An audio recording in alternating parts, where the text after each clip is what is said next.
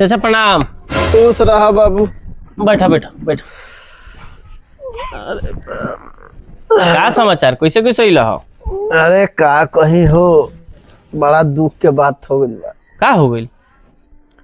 तू लोग तो जानते बारा कि एगो हमार लड़का बा। हाँ हाँ। जब से ओकर बियाह भइल तब से वो ऐसा का ना मोग मेहरा हो गइल बा।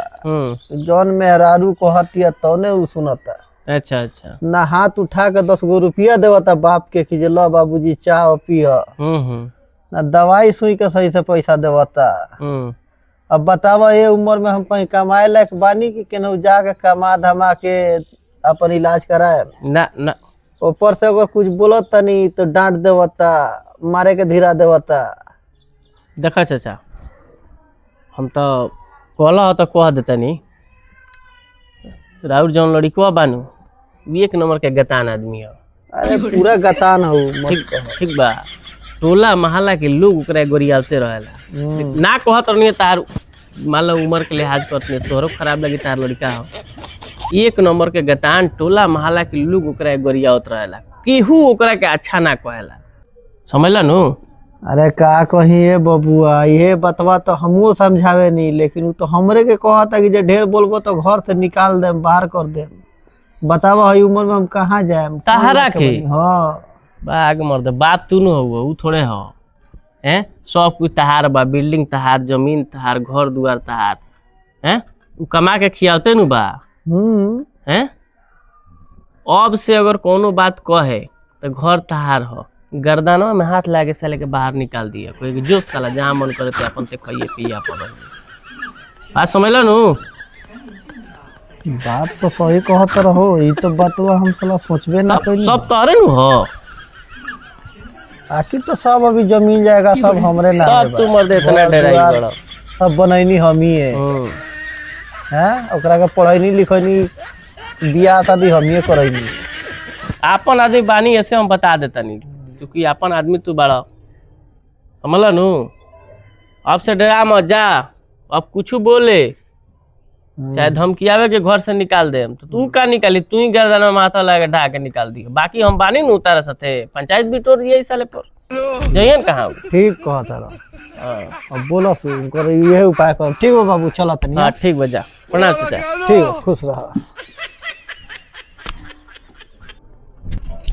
प्रणाम भैया। अरे प्रणाम प्रणाम। का हो, का समाचार? बाय समाचार मत पूछो। का हो गइल? अरे बाबूजी से हम परेशान हो गए पूरा। हां। जब आवत न कैसे नु पूरा गरिया आवत न। हां। कहत न कि इगल जा हम घर से, ई जमीन सब हमारा हटे। हां। उनका पैसा रहता नहीं, दवाई के, चाय पिए के। हां। सब कुछ ही रहता नहीं, तब आवत न दिन भर गरिया आते रहता। खाना वाना टाइम से ना देवला लोग पूरा सब कुछ दिया लोग के, बाकी परेशान हो गए गरिया आते रहता उनका के। एगो बात कही, क्या? तू तो अपन आदमी बड़ा का हम कहीं तरह से तार बाबूजी एकदम गतान आदमी हो। सही कहता रह। आज हम तरह से कह देता नहीं, माने ना आदमी कहत रहा तारा मुँह पता केहू ना बोली, लेकिन आज बोलता नहीं। टोला महला में सब लोग गरियेबे करला उनका के, केहू निमन ना कहेला। अरे इहो अंदर उ जलन पूरा गांव में सब छीटेलन, घर के बात में सब गांव में बतावेलन। बतावलन नु सब बतावेलन। आदमी एकदम खत्म आदमी मर। सुना ना, हम बताओ तीन तरह के घर से निकाले के कहते रहे। हां उतारा के घर से निकाल दी है। हाँ। मर्द जवान बड़ा बूता तारा में बा, तारा की ओर हम बढ़ले बनी, घर से कैसे निकाल दी है? अब से अगर जब कहें तो गर्दनवा में हाथ लगा के एकदम ले जाकर वृद्धा आश्रम में छोड़ियो। और वहू से ज्यादा चरर भर गरियावस नु, चल के एगो डॉक्टर से सर्टिफिकेट पागल के बनवा के साले के रांची ठेलवा हो जाई। हाँ डराइयो मत। अब से जैसे बोलस द दू हाथ बानी नु हम तारा तरफ से मत ले के भेजो ना वृद्धा आश्रम में। तो एक काम करो, विधा से हम भेजवा दूंगा के। भेजवा दिए। हाँ। पहले वैसन काम हो तब नु, पहले कुछ कहियन तो माने पहले व्यवस्था करी हो, ओकर बाद के नहीं सब बात बा। ठीक बात, हम तले फोन करेम। हाँ हाँ तू तैयार रहियो। एकदम तैयार। कागज कुछ बनवा दियो। हाँ हाँ। बस हम परेशान हो गए, अभी काले देगो घर से। ना ना एकदम जाना, तू बानी नु हो यार। उनका के चाह पानी के पैसा सब दो, तब यार हमारा दिमाग खाएगा तब। हाँ बाबा। काज सुनो तनी। आइल हलो तो। हाँ अरे कौआ बता तो उनकरा के कुछ कदनी है बेटो वही रहते इनकरा क्या झगड़ा फंसा देनी। देखी दोनों जना हमार अपन आदमी हो लोग जानी हमरा पर बड़ा विश्वास कर ठीक बा। तो दोनों जना आइल लोग आ दोनों जना के हम मन खुश कर देनी और मन खुश करे में कोनो तो हमार रुपया पैसा लागत बा ना। अरे ये काम बा मन खुश करे काम करे क्यों लगे काम भाई ये काम सुनला के हो घर पर बाबे बेटा के या सास पतो के खत्म आदमी बड़ो गई आदमी